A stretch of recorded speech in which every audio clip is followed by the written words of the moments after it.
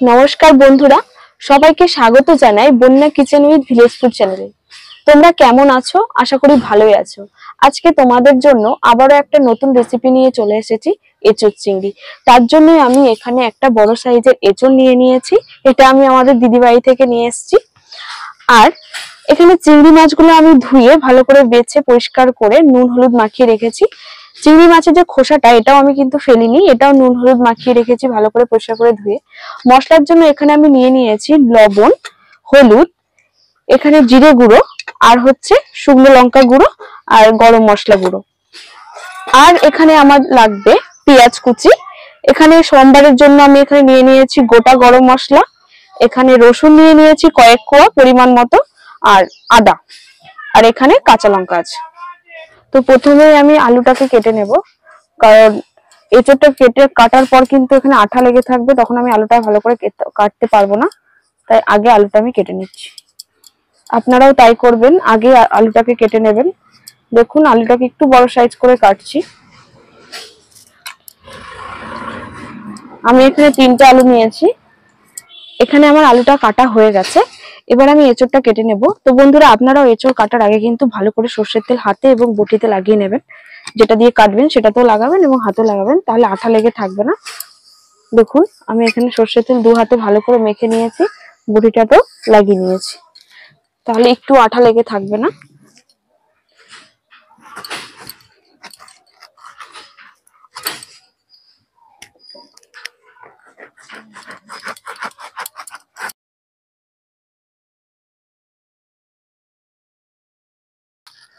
এখানে আঠা পড়ে নষ্ট হয়ে যাবে জায়গাটা, তাই আমি একটা প্লাস্টিক নিয়ে নিয়েছি। দেখুন কিভাবে আমি এঁচোড়টাকে কাটছি। অনেকেই কিন্তু এঁচোড় কাটতে ভয় পায় আঠাটার জন্য।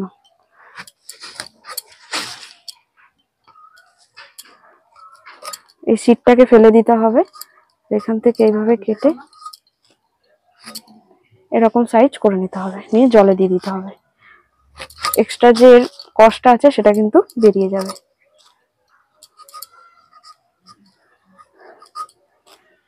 হাতে ভালো করে তেল লাগিয়ে নেবেন বন্ধুরা, তাহলে এঁচোড় কাটতে একটু অসুবিধা হবে না, দেখবেন।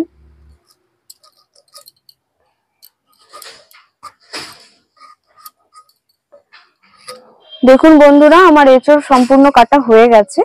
দেখুন আমি যেহেতু তেল লাগিয়ে নিয়েছিলাম, আমার কিন্তু হাতে একটু আঠা লাগেনি, আপনারা দেখে নিতে পারেন। অনেকে হয়তো ভয় পান আঠা লেগে যাবে করে, দেখুন এইভাবে কাটলে কিন্তু একটু আঠা লাগবে না।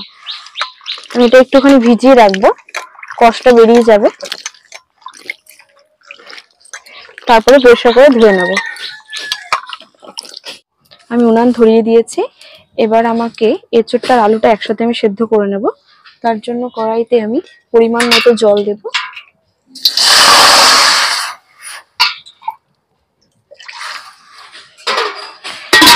এবার এর মধ্যে আমি এঁচোড় আর আলুটা যে কেটে রেখেছিলাম সেটা দিয়ে দেব।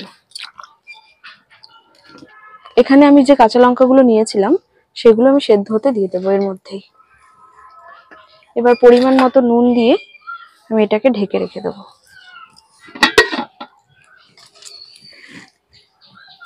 এবার আমি আদাটাকে বেটে নেব। আদাটা বেটে নেওয়ার জন্য আমি আগে একটুখানি পেস্ট করে নেব।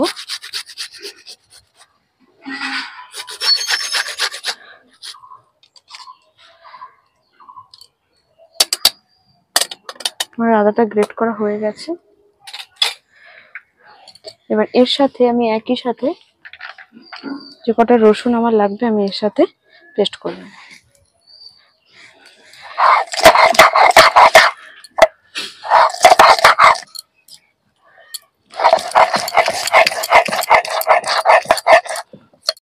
আমার মশলা বাটাটা হয়ে গেছে, আমি তুলে নেব।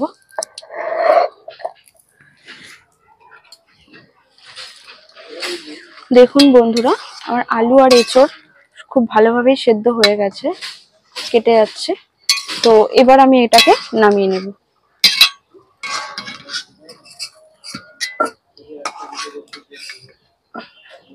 কড়াইতে আমি তেল দিয়ে দেবো। এবার কড়াই গরম হয়ে গেছে, তেলটা ভালো করে গরম হতে দেব। তারপর আমি চিংড়ি মাছগুলোকে ভেজে নেব। কড়াইটা খুব ভালো করে গরম না হলে মাছগুলো লেগে যাবে। আমার তেল গরম হয়ে গেছে, এবার আমি মাছগুলো দিয়ে দেব। তেলটা খুব ভালো করে গরম হলেই দেবে, নয়তো মাছ কিন্তু লেগে যাবে। চিংড়ি মাছগুলো আমি ভালো করে লাল লাল করে ভেজে নেব। মাছগুলো ভাজা হয়ে গেছে, এবার আমি মাছগুলো নামিয়ে নেব।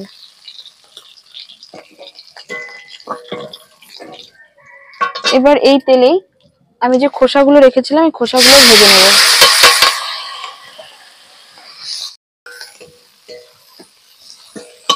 এগুলো খুব ভালো করে ভেজে নেব, নিয়ে এগুলো শিলনোড়ায় আমি বেটে নেব। তরকারিটি নামানোর আগে এটা দিলে খুব ভালো গন্ধও আসবে আর গ্রেভিটাও খুব সুন্দর হবে। আপনারা চাইলে নাও দিতে পারেন, তো আমার এটা খুব ভালো লাগে, একবার দিয়ে দেখতে পারেন আপনারাও। এটা খুব ভালো করে ভাজা হয়ে গেছে, এবার আমি নামিয়ে নেব।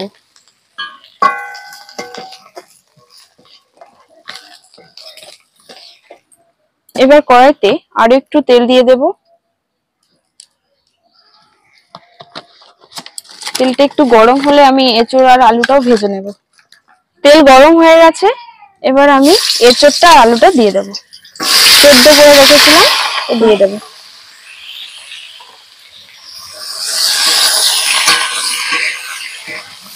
আমি তো আগে এর মধ্যে নুন দিয়ে সেদ্ধ করেছিলাম, তাই এখন আর নুন দেবো না, হলুদটা দিয়ে দেবো।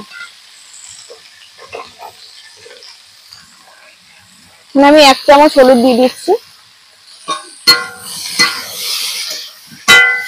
ভাজতে থাকবো, একটু লাল লাল করে ভাজবো।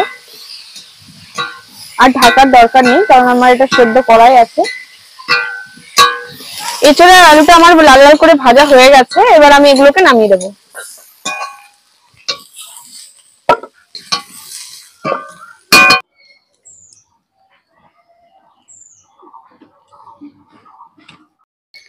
এখানে আমি পরিমাণ মতো তেল দিয়ে দিয়েছি, সর্ষের তেল দিয়েছি। এবার আমি ফোড়নের জন্য এখানে যে গোটা গরম মশলা নিয়েছিলাম সেটা দিয়ে দেবো।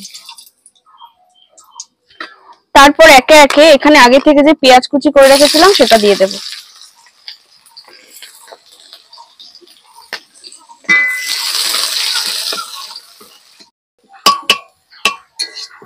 পেঁয়াজগুলো আমার লাল লাল করে ভাজা হয়ে গেছে, এবার আমি বেটে রাখা আদা রসুনের পেস্টটা দিয়ে দেব। ভালো করে কষাবো, তো কাঁচা গন্ধটা থাকবে। এরপর আমি এর মধ্যে টুকরো করে রাখা টমেটো গুলো দিয়ে দেবো।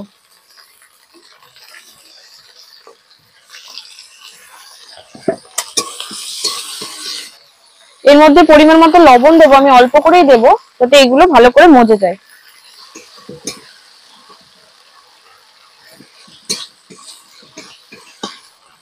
এরপর একে একে এর মধ্যে হলুদ গুঁড়ো পরিমাণ মতো দেব,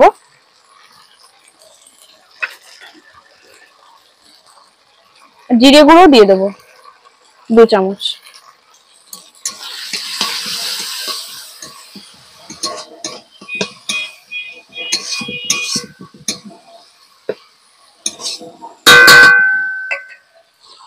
আগে থেকে যে লঙ্কাটা সেদ্ধ করা ছিল সেই লঙ্কাটা আমি এখানে পেস্ট করে নিয়েছি, লঙ্কাটাও দিয়ে দেবো।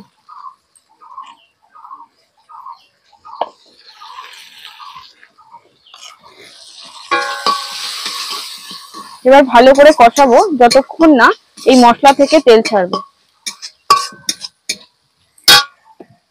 মশলা আমার কষানো হয়ে গেছে, এবার আমি আগে থেকে যে ভেজে রাখা এঁচোড় আর আলুটা ছিল এটা দিয়ে দেবো। মশলার সাথে এটাকে ভালো করে মেশাবো, তো ভালো করে কষিয়ে নেব।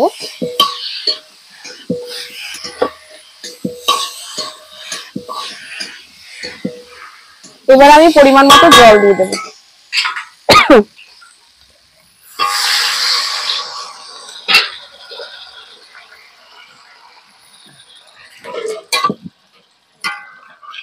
আমি পরিমাণ মতো জল দিয়ে দিয়েছি, এবার এটাকে ঢেকে দেব তাড়াতাড়ি ফোটার জন্য।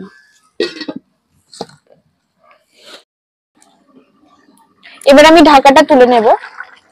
দেখুন বন্ধুরা কত সুন্দর ফুটছে তরকারিটা। এর মধ্যে এবার আমি ভেজে রাখা চিংড়ি মাছগুলো দিয়ে দেব।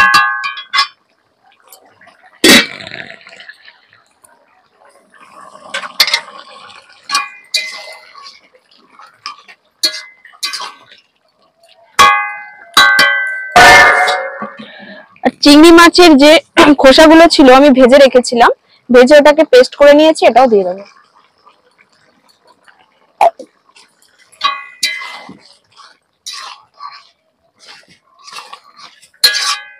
এতে গন্ধটা খুব সুন্দর হবে আর গ্রেভিটাও খুব সুন্দর হবে।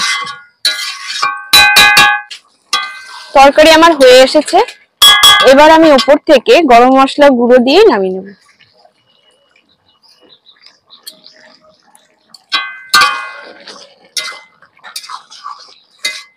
দেখুন বন্ধুরা কতটা সুন্দর হয়েছে কালারটা, আর এঁচড়গুলো কতটা সুন্দর সেদ্ধ হয়েছে দেখুন, কেটে যাচ্ছে একটু চাপ দিলেই।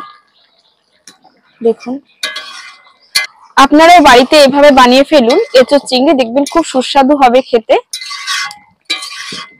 এবার আমি তরকারি নামিয়ে নিচ্ছি। দেখুন বন্ধুরা আমার এখানে এঁচড় চিংড়ি একদম পরিবেশন করার জন্য রেডি।